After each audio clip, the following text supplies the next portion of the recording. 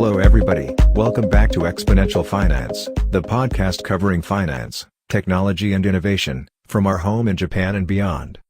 Today's episode features flovtec, an award-winning leader in the field of liquidity provision for digital assets. As a key player in the blockchain ecosystem, flovtec fosters price stability and reduces transaction costs, for the benefit of all market participants. The firm is built on three pillars: a highly experienced and visionary team, tested investment strategies and a professional operational structure.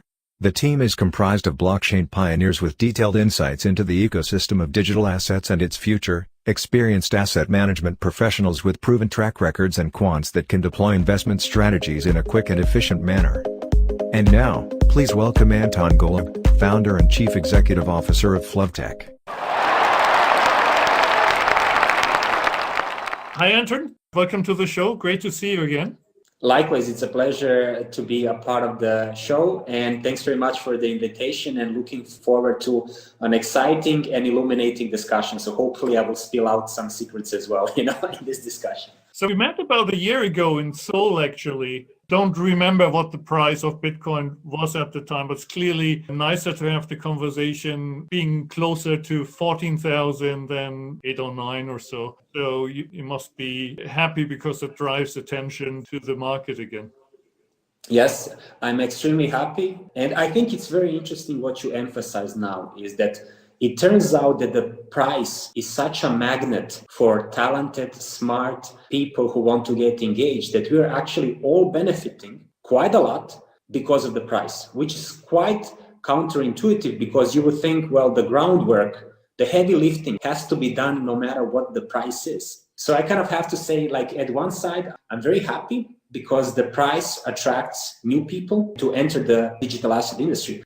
On the other side, old-timers and dinosaurs like me are happy because we are suffering less than before, but we were keen on continuing no matter what the price is because we're passionate about the big opportunity the digital asset is bringing to us, and we're passionate about changing the financial industry for the better of everyone. And so you've been very early in the crypto space, of course. You've been one of the co-founders of Lykke. Now you're on your second venture at the very least, and there's probably a few more that you can talk about. Flov Technology, your motto is stay liquid, so you're a liquidity provider in the broadest sense. What does it mean? I'm happy to explain what flovtec does, and if you don't mind, I will just briefly reflect on my experience so far so you can get light bulb moment where I had when I realized that liquidity might be important. So to make it very short, my background is actually I was a high-frequency trader, a market maker in the foreign exchange markets. And I was then fortunate to be at the right time, at the right place. And in 2013, founded one of the first blockchain companies in Switzerland called Lykke, where we built a digital asset exchange where people could trade cryptocurrencies, but also, for instance, digital currencies like euros, dollars, yen, Swiss francs, and so on. And they could also trade some exotic assets like carbon credits and royalties and so on. So this was our big vision because we saw the potential of tokenization and actually trading digital assets. And we did something very unique early on. As far as I know, we issued the world's first security token. So it means we digitized our own shares, put them on the blockchain through something called the colored coin protocol that nobody remembers today on the blockchain of Bitcoin, and then listed on our exchange and they were tradable. And then when you run an exchange, but especially when you issue your own token, that are shares of your company, you realize firsthand how painful it is when you don't have liquidity at your own digital asset exchange, especially for your own shares. So I kind of saw that firsthand, and I took that very positive. I said, okay, this is a big challenge. We have a problem, but let's find a solution. And I kind of went around and said, we're a Swiss company. We really wanted to do things the right way. So I said, let me find a market maker who will do this in a stable, robust way and be regulated to compliant. Let's find that solution provider.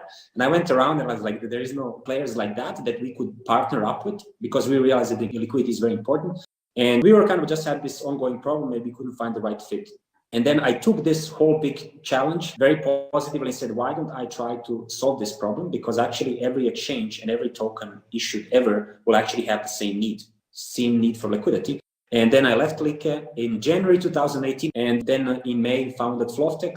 And what we're a Swiss technology company, and we offer market-making solutions to digital asset exchanges and to token issuers with the goal of creating a liquid and efficient market. So this is kind of my whole story and evolution, how I ended up here where I am now. Liquidity is one of these terms that is often misused or abused, and many people use it in the context of tokenization itself. Tokenizing an asset means it's tradable, but it doesn't mean you have a liquid market. You don't necessarily have market depth. And so ultimately you come in then with bid and offers and create the market depths and the ability to execute actually with that token. Exactly. And first, it's very important to mention, I personally think that liquidity is the missing piece in the digital asset ecosystem to really make it flourish. And as you mentioned, liquidity is just the ability to easily buy and sell an asset. And people are quite aware in the digital asset ecosystem this is extremely important. I ask people, why do you think liquidity is important? They would tell me, yes, because liquid assets are less risky and more attractive. It's like straightforward answer, and you get the point that is very, very intuitive for people. And a company that provides market-making solution just provides those buy and sell prices. And I do have to say, I try to reflect a bit how liquidity is perceived. If I call the crypto Wild West, for me, it's actually very interesting how well aware the people are of the need of liquidity, even if they're retail investors. So I was fascinated to see small investors who talk about how the token has to be liquid. Because if you walk on the street and you ask a random person, what's liquidity? They would look at you. What is it? It's like, I drink something and I'm like hydrated. Is it that or is it something else? So it's very fascinating to see that. On the security token side, it's a must. Because people who are involved in the security token world, they come from finance background. And the first question that they ask, they say, okay, you want to tokenize an asset, that's great, but so what? I can trade fractions then, but so what? It doesn't really create liquidity. And they are aware that there has to be a service. There's a need for liquidity, and then they're looking for partners that would solve that problem. If I now zoom out from all of this, my big dream one day is that liquidity is a household word. In 10, 20 years, your grandchildren will come to you and say, hey, I have issued a token. And the first question that the family asks is, oh, but is it liquid? So that's how I imagine it. And hopefully if flovtec is there around and doing things the right way, then maybe you will tell them, oh, you need to flovtec it or flov it, because that's how liquidity is created. But zooming out, big picture is that my dream is that one day we use the blockchain, it really provides added value, and liquidity is a household word that everybody knows, not just finance experts. So you mentioned essentially two target groups. One is the token issuers and the other is the exchanges. How does this split for you in terms of the activity?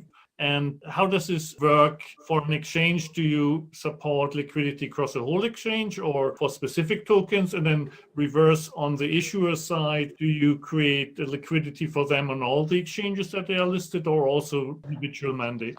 If I reflect on the two target groups, it turns out that usually we get approached by exchanges because they're the ones who actually have a bit more experience and understand if we launch our exchange, not having liquidity from day one is a big problem. And they understand that you cannot resolve the problem of liquidity by onboarding just users. Because people think if there's no users, there's no liquidity, but if there's no users, there's no liquidity. So somehow something doesn't fit here. So they understand, let's break this vicious cycle with a liquidity provider, with a market making solution. And actually, it's very common that exchanges approach us directly. To make a point, what we see is actually that at the moment we have actually more exchanges actually that are being launched than actually necessarily that tokens are being created, which is a bit counterintuitive. I get puzzled. Why is that the case? Because I always hear the story, there will be a consolidation of exchanges. And I have seen two bull runs in my digital asset career, the one in 2014 and 2017. And people tell me there'll be less exchanges.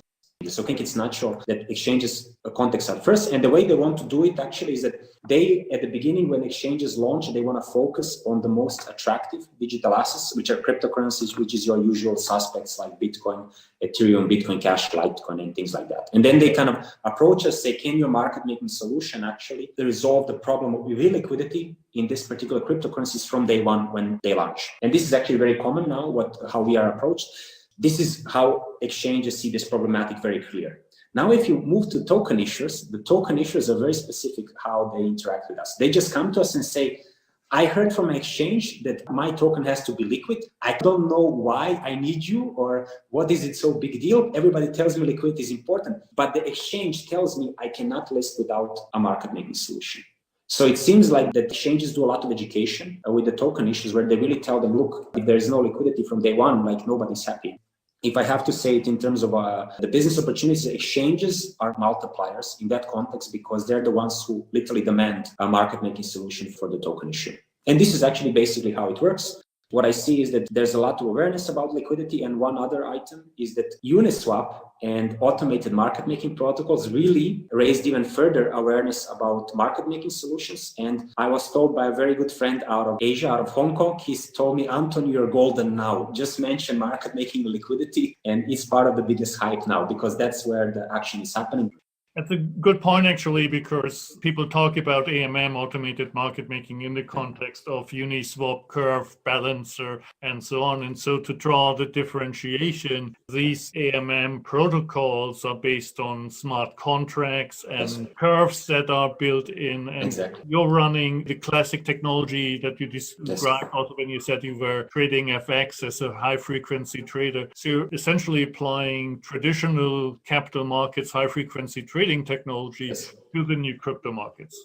Exactly. And I really want to point out that these are two segregated methods of providing liquidity, and those free spirit, decentralized way of doing things in a very simple way, but it works, is actually two automated market making protocols, which are quite simplistic. They're great prototypes. They show that really they work and that it can be a use case for a service out of the box for upcoming projects that are specifically focused on DeFi, because this is where we see DeFi projects are attractive for automated market making protocols, but non-DeFi projects don't live up to the hype. And kind of on the other side, we really have professional operations that do this more on an institutional level, where they really focus on many different aspects of creating a stable and robust infrastructure that could satisfy the need of the end client. Just wanted to reflect on something because I got asked the other day a very challenging question by a person. He said, have we ever seen before automated market making protocols, like in a different form? And I was doing my research and it turns out we have. In the early 90s, the US equity market implemented something called small order execution system, which mandated that the market makers had to quote prices at predetermined levels for certain stocks. And if you think about it, wow, that's very similar like automated market making protocols, because that's actually what happens in the automated market making setup. Then the question asked me in a follow-up said, but was the so-called SEOS system, was it a huge success story? And I said, no, when you read about it, it was not, because automated market making protocols, the small order execution system was easily arbitraged, because they quote all the time at predetermined levels. So if you get how the gimmick works, you can actually arbitrage it. It turns out of these SOES systems, a famous group of participants came out called SOES bandits, because they made so much money arbitraging the systems. They said they're making money like bandits on this SOES system. So I think we have to be proud that we have innovative solutions like automated market making protocols, but we should always go and read in the history books if somebody did similar before, and then try to learn from that so we don't repeat the same mistakes. Absolutely. Now, since we are on the history topic, I've been looking back at your biography a bit, and one thing that stuck out was you were participating in the Math Olympics at one point when you were in high school, I suppose. But then also you were a researcher and you did some work for the FSA at that time in London, projecting what the electronic trading environment in the markets will look like in the future. So if you look back on that study, how do you think that has evolved? Has it evolved as you predicted at the time, or what's a different outcome? Just to provide the context, we actually did a study for Her Majesty's Treasury. So it's the equivalent of UK Treasury. And it was actually one of the biggest projects ever, called The Future of Financial Markets. Basically, they hired a lot of people to do research on different topics. So we all kind of got different topics. And I was hired as well. I think they were not aware how young I was when they hired me, because I remember when they met me, they would talk to me, and at the end they would say, wow, you're really young. I have to provide the context why this study came about, is because 2 years before we had the flash crash in May 2010, where really the whole equity markets collapsed out of nowhere within a couple of minutes. And even the regulator and the governmental bodies had awareness that something needs to be changed. And there's this new breed of traders, high frequency traders, that might be actually running the whole markets behind the scene. First, I have to point out is that when we were doing these studies, blockchain was nowhere and digital assets were nowhere. Now I was reflecting as you were saying it, I think not a single person or report actually mentioned digital assets on the blockchain at that time, which was this 2011, 2012. And just it was completely different focus. The message of that study, in my humble opinion, was that you can actually impact the financial markets a lot with rules and regulations. And those regulations and rules can be very well intentioned, but they can always have side effects or consequences that only came about later when we see actually the result of it. A lot of the discussion in this particular reports on computerized trading was how to actually put regulation and rules in place that prevent further massive market crashes. But then to reflect on it, do we actually introduce other risks that we might not be aware at that moment? Because during those periods, the regulators and the governments were really hands-on. They would say, we need to solve it, we need to change it, and let's do it now. But we need to be cautious. So going back now to digital assets, I think we're at the same tipping point. The regulators, everybody's aware we have to do things the proper way. The crypto Wild West is slowly going away. We have to do things now in a proper way. But we have a unique opportunity to do it either the wrong way or the right way. If we do it the right way, there will be a lot of rules that are not fit for the new markets and the new digital asset world. And we have to be cautious that we first reduce the risks as much as possible, but also enable innovation. That was an exciting diversion for me because it's my old world, obviously, as well. And as you mentioned the flash crash, it took them 18 months or so to figure out and piece it together what actually happened. And the result of that was obviously the new regulation, which is called the Consolidated Audit Trail, or exactly. And people have been implementing that now forever. But let's go back for the audience to crypto. You mentioned the mushrooming of the exchanges, and clearly many of them by now, as you said, we get a more regulated environment and less the Wild West. Many of these new exchanges are regulated or will be regulated, jurisdictions like Singapore that have come up. But there's still enough of them that are a little more in the Wild West and unregulated. And it feels like the whole ecosystem is breaking into these two segments of being fully compliant and being out there in almost like a darknet. So do you care from your perspective who your client is and under which jurisdiction they fall?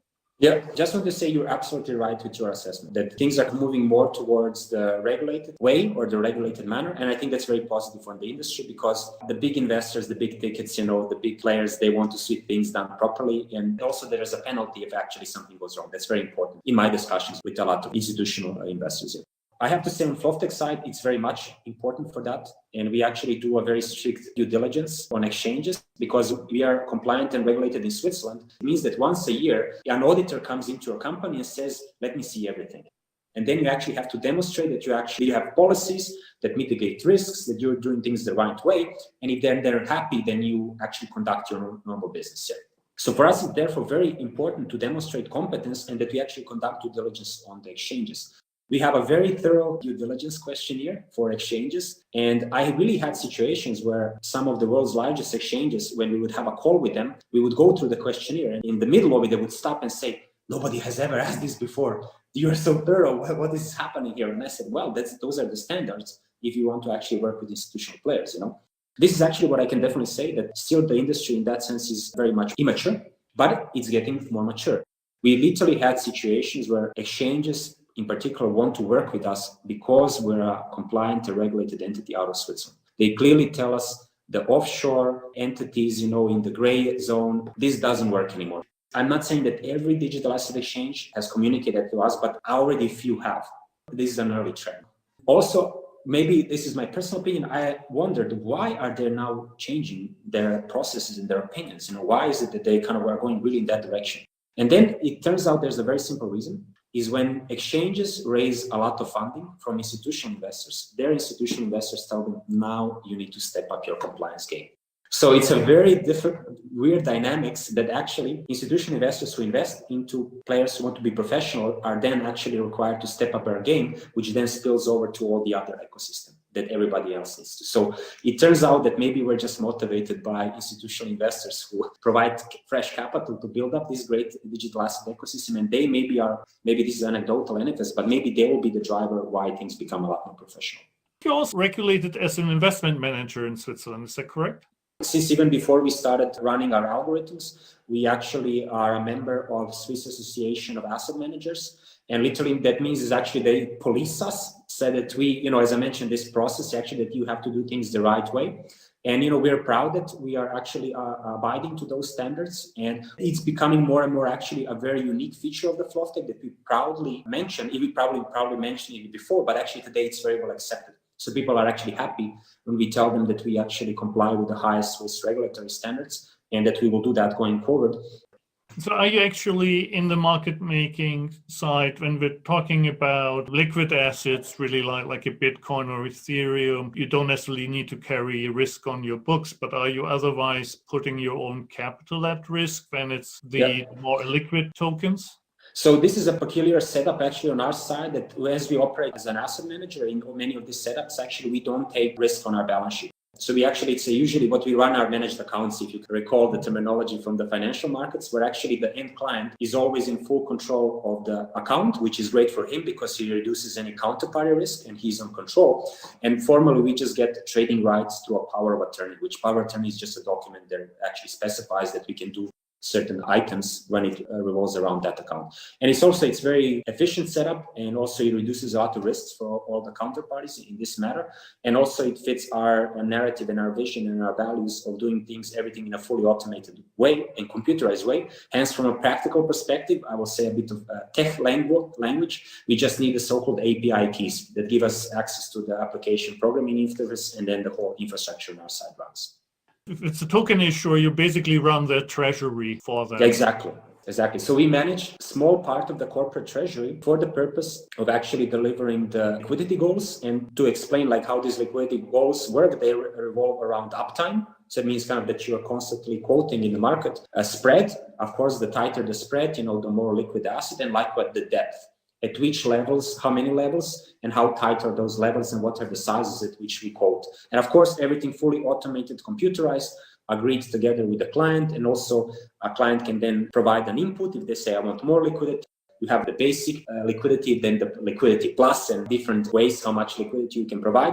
Client can choose that. And likewise, we also proactively approach clients if we notice that the market activity is such that it demands more liquidity or less liquidity. We proactively approach a client and tell them, look, actually there's a need for more liquidity for your particular token. How about we actually increase the liquidity goals? And then it's up to the client to decide. So given your setup, do you offer a quant trading product? Do you have a quant fund where people can give you the money and say just have your algos run on my money? Yes, in addition to the market making solutions, we also offer investment products. So actually, we were approached by a couple of family offices and professional investors in Switzerland who said, well, you have this amazing infrastructure, low latency trading system, connectivity, algorithms. How about actually we give you capital and that you can actually manage that capital with your algorithms, but with the pure goal of generating performance. There's a set of algorithms that actually satisfy the liquidity goals, but then you can actually say those algorithms drop the liquidity goals and just are concerned with generating performance like any other quantitative investment strategies. And just recently, we have launched an investment product, which is an actively managed certificate, quite typical setup in Europe and in Asia, not so much in US, where we don't target investors either way. And I'm very happy actually to say that we managed to, within a short time period, raise 1.5 million. And that's actually deployed on some of the world's largest digital asset exchanges where we run our algorithms and generate nice performance for our professional institutional investors. So I can buy this certificate on the Zurich exchange or so? Actually, we wanted to make it super simple for the end investors. Our product has something called an ISIN, which is International Securities Identification Number. And you just type this ISIN in an app or a wealth management app or with a broker, or you tell your bank, and you just say the amount and you click the button and it's invested into our product. Quite straightforward and simple, actually. Your team size on the webpage is relatively small. So if you take out the co-founders, you have a quant team and a tech team of 6 people, 3 quants and 3 IT software engineers, which is a pretty efficient operation. First, I wanted to say is actually that our technology, our infrastructure and algorithms are actually built on decades of experience. And if you kind of look at the CVs of those people a very great team that I'm proud to have, you have big names there mentioned in resumes, like some of the world's largest banks, some of the world's largest market makers in the traditional world, and also some of the bigger names as well from the digital asset world. Really, what my experience is that building a high performance market making infrastructure actually requires really specific skill set that you cannot actually resolve with younger, unexperienced people. And also, so we were very focused. We said, let's just get the best people, a small team, but that has a lot of experience with this, and they can build a robust, stable, safe, and secure market-making solution that just performs exactly as it's expected by the end client. What we also learned, this was from my experience also from Lykke, that many times building a sophisticated infrastructure is kind of like doing a surgery. You can have 2 surgeons who actually do the surgery, but if you put 10 of them in the room, the 8 of them will still not do anything. They will sit on the side and say, well, it's just the 2 men. If you have highly skilled surgeons, the 2 of them actually do all the work. We should be very strategic about resources, especially when it comes to high performance infrastructures. And we therefore chose people with a lot of experience, with a lot of insights, but then be very selective about that team. I hope it makes sense. It absolutely makes sense. And it's also just another indication that it is something that's been proven in the traditional markets for a long time. You're now applying it to a new asset class that is expanding rapidly, and you're hopefully riding that wave, but you're not reinventing how trading works. Exactly. I mean, this is really decades of experience that we're bringing to the table. I do want to point out, I mean, some digital assets are quite unique in their features, but I think if we're talking about the constant here, no matter it's a traditional financial system or the new digital asset world, you need to build a safe, robust, scalable, high performance infrastructure in the core. The core has to be stable. And that was our mission from the first day. And so in the traditional markets, it has moved from the functions and how you trade also to a large component of speed. Have you seen that emerging in the crypto markets or security markets already as well? If I talk about the crypto world, actually we have seen this emerging, and it usually manifests itself with exchanges offering collocation services. So this is kind of like the first step, saying how can we actually enable the fastest traders to actually be fast? And there's a couple of exchanges actually that offer these collocation services. Many times, unlike in the traditional markets, they're hybrid. And I'll explain why. They're hybrid in a sense that exchanges run their infrastructure in an Amazon data center. And then they actually tell you which Amazon data center it is actually. And then you can collocate pretty much, I'm paraphrasing here, but in the same room. So this is actually how a lot of exchanges are actually doing it, but also certain exchanges as well are actually using traditional service providers there. I think like Equinox is there, and they kind of just deploy their servers there, and then you can collocate as well. So kind of we see this is actually emerging, but I do want to point out here that our now extensive experience with a lot of these exchanges is that they're not built actually as professional trading venues. And we see it actually both from the APIs that use, both from how matching engines are designed. And I can give you a clear example here. A lot of exchanges use so-called REST APIs. REST APIs are in the tech world used if you have a website that needs to stream some data. And obviously, when you're talking about financial markets, you would never use actually something like that. You would use something that's high performance, that is extremely fast, which are either direct data feeds or fixed protocol, but definitely not REST APIs. So we kind of see that these legacy issues from a lot of these big exchanges are still present because they started very early on. And very early on, a slow API was fine. But as we're getting maturing, that will have to change. The exchanges will change or they will not survive. So rather than consolidation, it's maybe a maturing of the market that you described, where some of them can keep pace and keep investing and upgrading the infrastructure with the market demands, and some others will just see decreasing volumes and ultimately die. Yeah. The other question, the overall market structure, are there still arbitrage opportunities between exchanges, or has that disappeared because all the markets are relatively liquid? What we see actually that if you look at the top tier exchanges, the arbitrage opportunities are less present, but very much dependent on volatility. So that when the markets go berserk, then those arbitrage opportunities appear, you can capture them. As kind of things get more calmed down, I don't think they're a good foundation for a business model of the future. So let's say it like that. But there's still a lot of other exchanges out there that are slower, that don't have the infrastructure at the right level, and this is where the opportunities arise. So if I have to kind of describe it, you kind of have to go to the tail end of the distribution in terms of quality of exchanges to find those arbitrage opportunities, which is great because you can capture them, but which is not great because you have huge counterparty risk.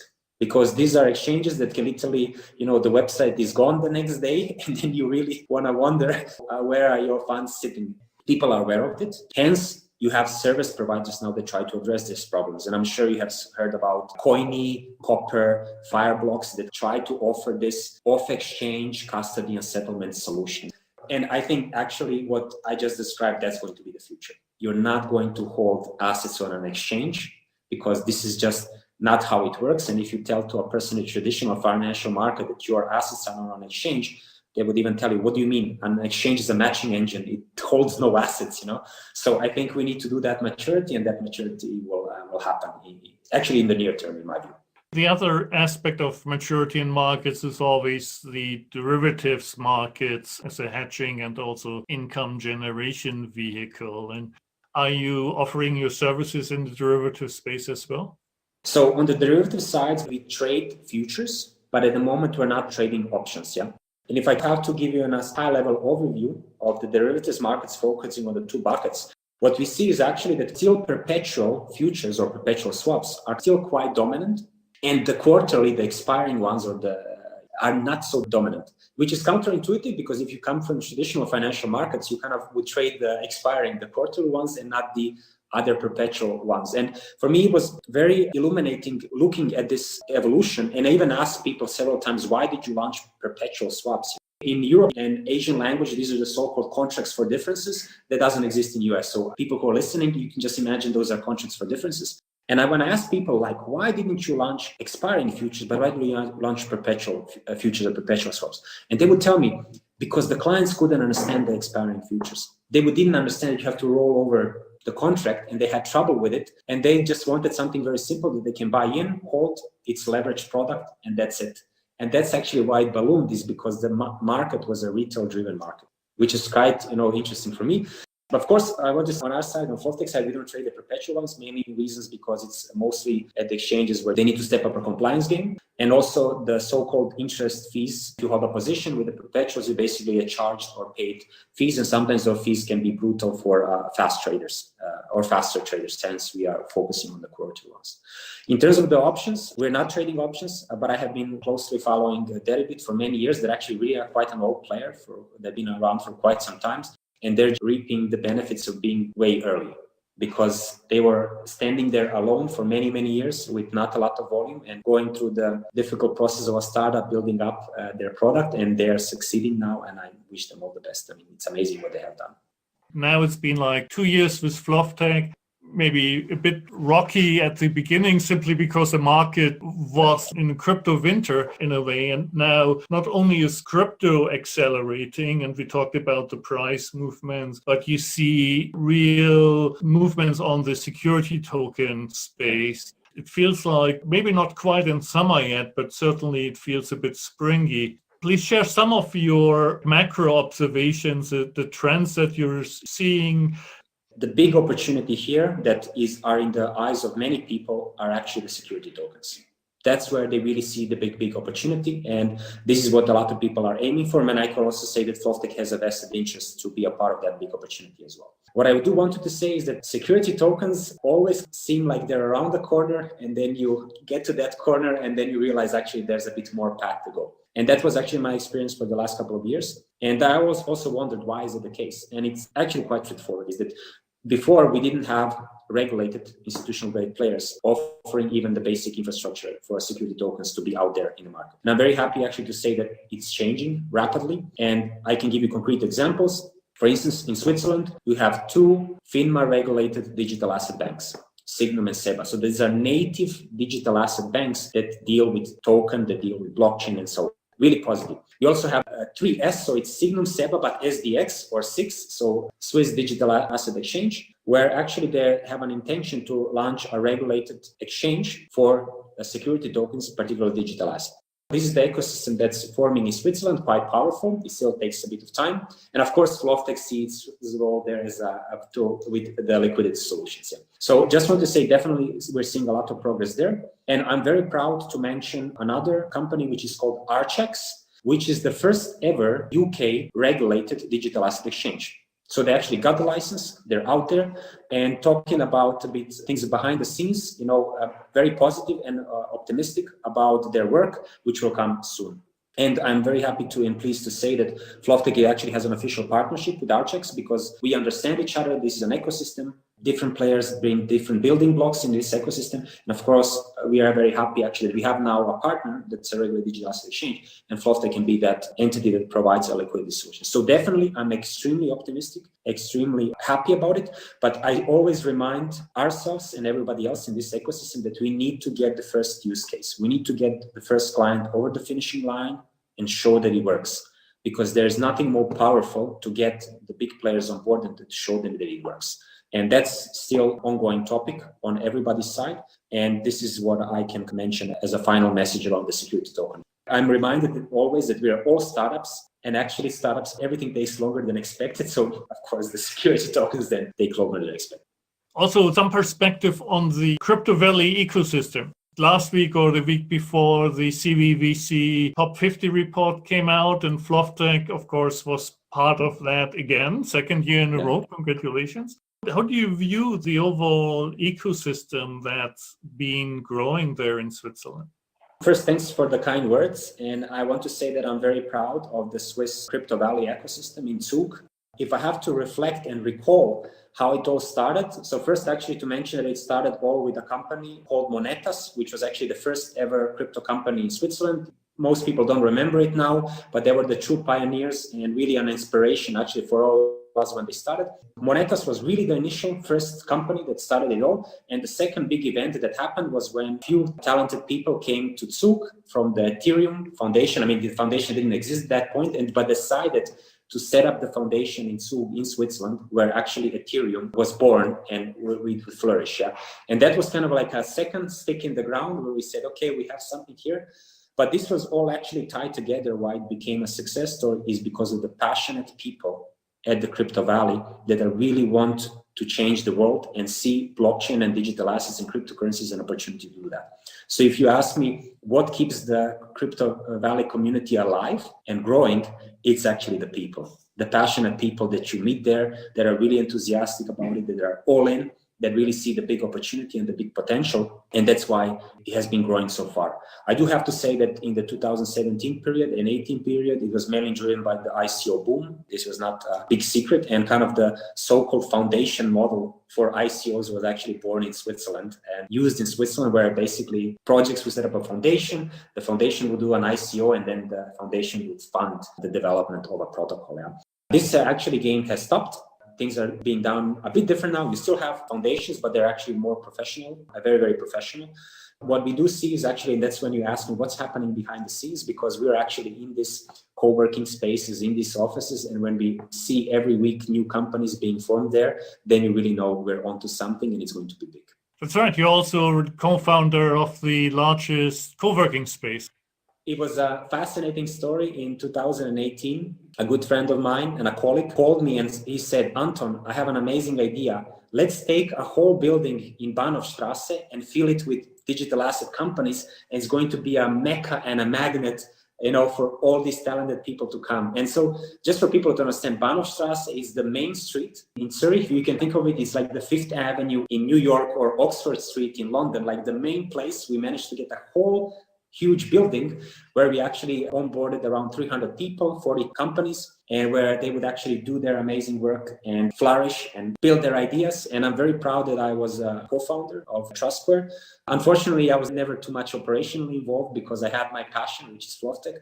But I'm happy that I managed to contribute to the growing digital asset ecosystem in Switzerland, but also beyond, because Trustsquare has a name today. We serve like a magnet. So when you come to this well-known so-called Paradeplatz in Zurich, where all the big banks are, Credit Suisse, UBS, they're all there.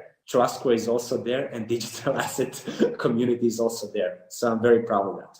The last time I've been there was late 96, early 97, but it's a pretty traditional place. So overall, it might not have changed that much, but putting a startup center right in the middle of it truly is very shaking things up a bit, probably. Yes. Let's say you have a lot of people in blue suits walking around, but also a few of these startup cool people. So it's a nice mix at the moment, yeah. T-shirts and hoodies and so on. So exactly.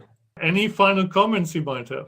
Thank you very much for inviting me. Really, it's a pleasure that I managed to share a bit my thoughts about the future of the digital asset world, which is very, very bright. I wish everyone to enjoy the next bull run and to benefit from it. For actually everyone actually in the end has to benefit from what we do. Flovtec's motto is stay liquid. So I wish everyone to stay liquid, and till next time. Wonderful. Stay liquid. Thank you, Anton. Thank you. Bye-bye.